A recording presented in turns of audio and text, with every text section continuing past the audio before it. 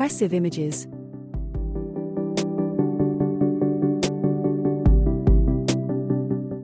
Equally impressive sculptures. Works that come from the hand of a master. Is that really true? These works of art are not from a hand. These images are painted or sculpted with the mouth by a man who recognized his talent for painting early in his childhood. Despite a physical limitation, he did not let it stop him from creating.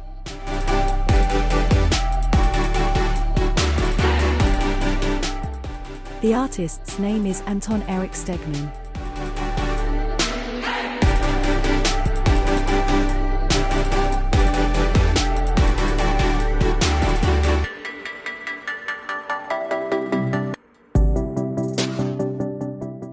During his training, Eric Stegman learned to paint in the style of the old masters.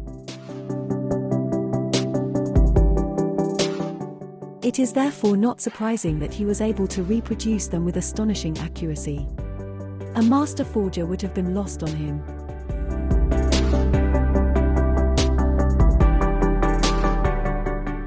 Fortunately, he took a different path and earned his living as an honorable artist.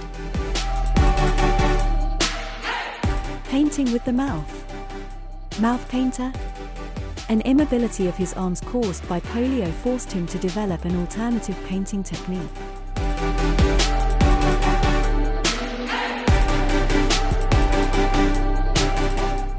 He therefore painted by putting brushes in his mouth and thus guiding the strokes.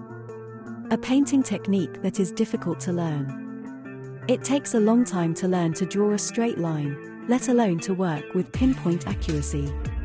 This painting technique puts an immense strain on an artist's neck. Nevertheless, Eric Stegman has made it a point to paint a picture almost every day.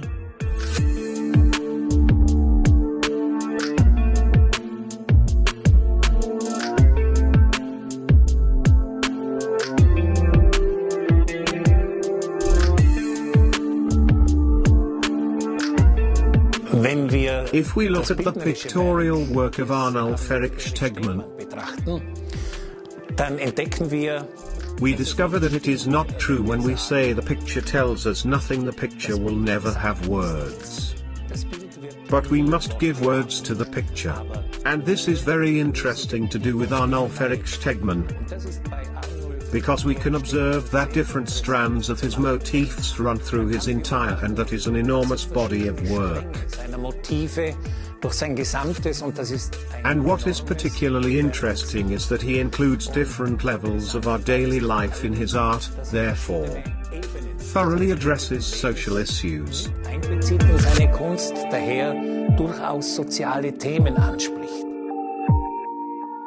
An impressive life's work, with an immense artistic range and the most diverse painting techniques and styles. With impressive artistic expressiveness.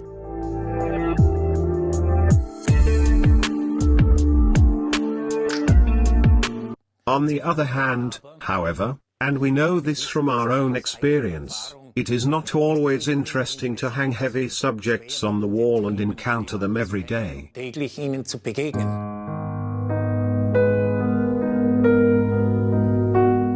Beautiful motifs. Landscapes mostly. But also imposing paintings with a critical view of tremendous injustices as well as grievances and formative events in the world. One of the paintings that is particularly exciting for us because it goes back a long way in the history of art, also in the history of ideas, is probably his painting of the Dance of Death. An almost technical-looking central figure, the figure of death, and then next to him various areas of everyday life, as he experienced it and as we can still experience it today.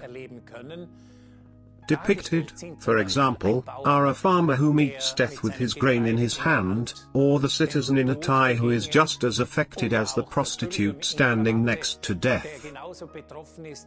The Dance of Death is a theme that affects us all. Das heißt, der Totentanz ist ein Thema, das uns alle betrifft. always and at any time, because you know neither the day nor the hour is the quote.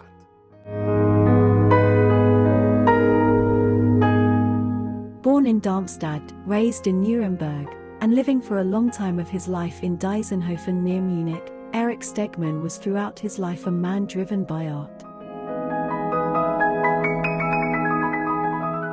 As a person who could not use his arms, it was always his ambition to live as normally as possible. No one should realize that he had a limitation.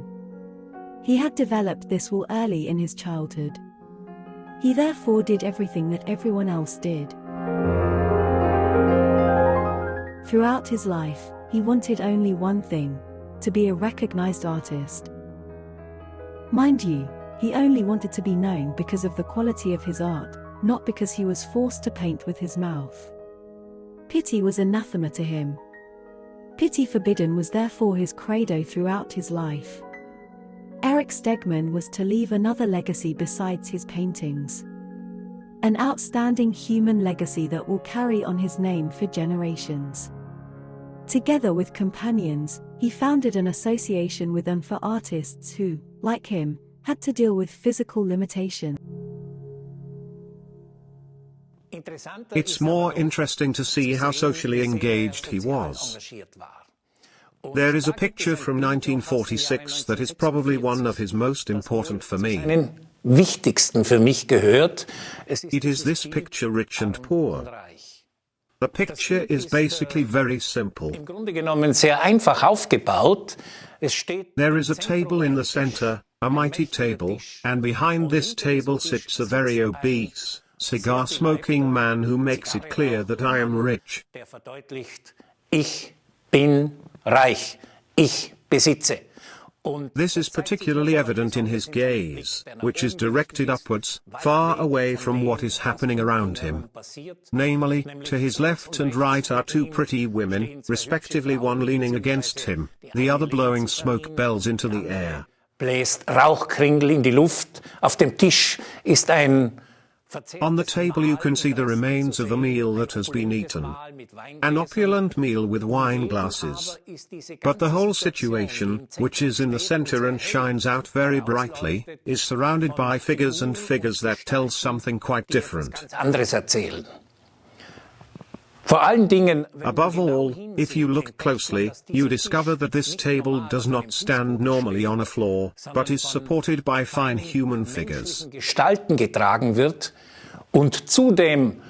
To the left and right of the picture are figures that make it clear to us that this is not just about a purely capitalist man enjoying his life, but also about the fact that we have here a war profiteer who is characterized by the fact that on one side there are people, an elderly gentleman who could no longer go to war, who stayed with his family, who is over-directed in their figuration, little children with them who look up longingly, so to speak. Die überlenkt ist in ihrer Figuration mit Maybe something will fall off for me too. And on the other side there are war-disabled people, one without an arm, another sitting in a self-made wheelchair, with a hat on his knees, to make it clear. Please, I need arms to be able to survive. Mit einem Hut auf seinen Knien, deutlich zu machen, bitte, ich brauche Almosen, überleben zu können.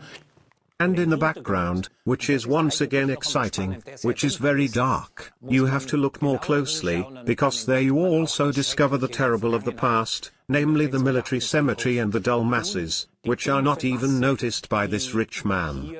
So it's a strange picture and yet a very cautionary picture. Ein ganz eigenartiges Bild und dennoch ein sehr mahnendes Bild. Eric Stegman always dreamed of traveling to Venice one day. He wanted to make this dream come true. He immediately fell in love with the city. Many pictures were taken during his stays. It seemed as if he did not want to stop painting the houses and squares. He changed painting styles again and again, but the motifs remained more or less the same. They took the boat over to Burano, where his heart immediately sank. Eric was enchanted. Walking along the canals, he was enthralled by the sight of women sitting in front of their houses making cushions of delicate lace and fishermen mooring their boats in front of their front doors and mending their nets. Everywhere he looked, there were scenes that he desperately wanted to capture on canvas and that he could never get enough of. He felt that he had found his spiritual home. Burano fascinated him all his life, and he returned there again and again to paint some of his most acclaimed works in the clear, soft sunlight. People who experienced Eric Stegman liked to talk about him.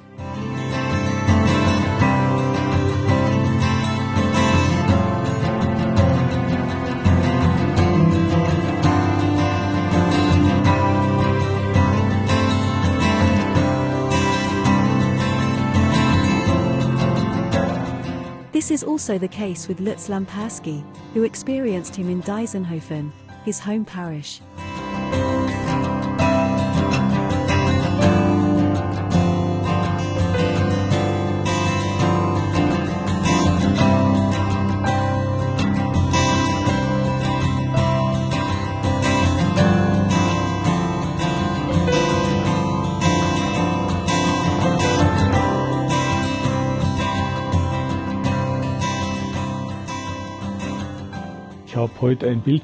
Today I brought a picture to be restored by Eric Stegman, who portrayed my mother. Und es hat mich eigentlich schon wieder hingestimmt. And that got me in the mood for the holiday, and there we will live in a house that goes back to Eric Stegman. Dort werden wir wohnen in einem Haus, das auf Erich Stegmann. It's 50 years this year. 50 Jahre.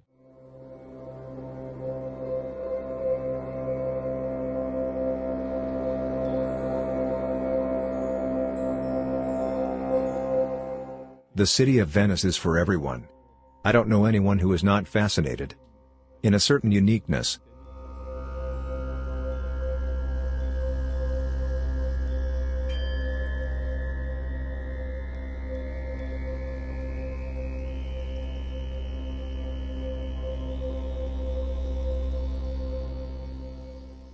In einer gewissen The canals and stuff. Kanälen und so, There's no other time in the world, der Welt, from my point of view, ich bin da, that we fascinated him as well. ihn auch fasziniert haben.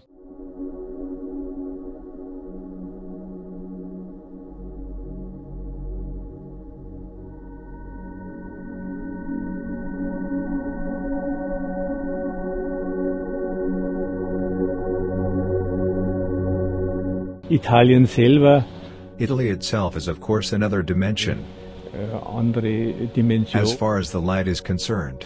Also zu diesen Zeiten damals, So at those times back then you really had these 3 weeks of summer and sun and a light that is wonderful. ein Licht, So that combination of light, also diese Kombination people and architectural features, Licht, when I come back to Venice, ja, und Architekton. that will have been it. Heiten natürlich jetzt, wenn ich auf Venedig zurückkomme, das wird schon gewesen sein. Following in Eric Stegman's footsteps, exploring Venice and Burano with Toto Rossi was a journey back in time to the 60s and 70s of the 20th century.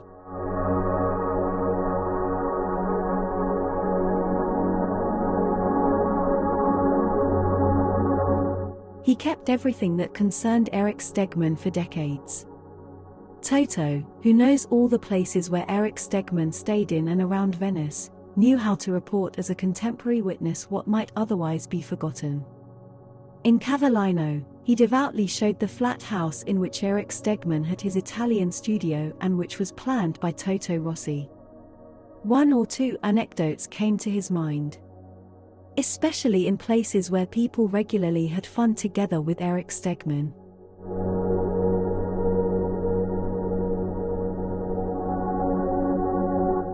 Italians love to bathe in the sea.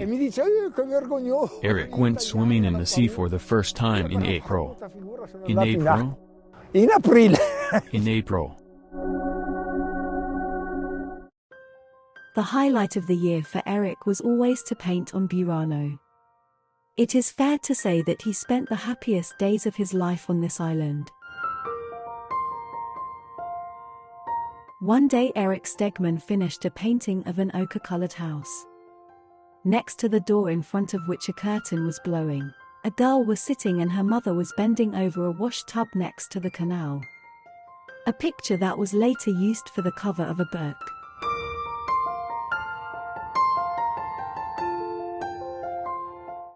Stegman went with Hans Massberger to their favorite restaurant, the Café Romano, in the center of Burano, which specialized in seafood. As had become a ritual, they sat comfortably together with good food and wine and pondered about life. In doing so, Eric Stegman realized how lucky he was in life to be economically independent. He thought of the many others who live with a physical limitation. Those who, like him, have talent but cannot make anything out of it because they do not have the economic conditions.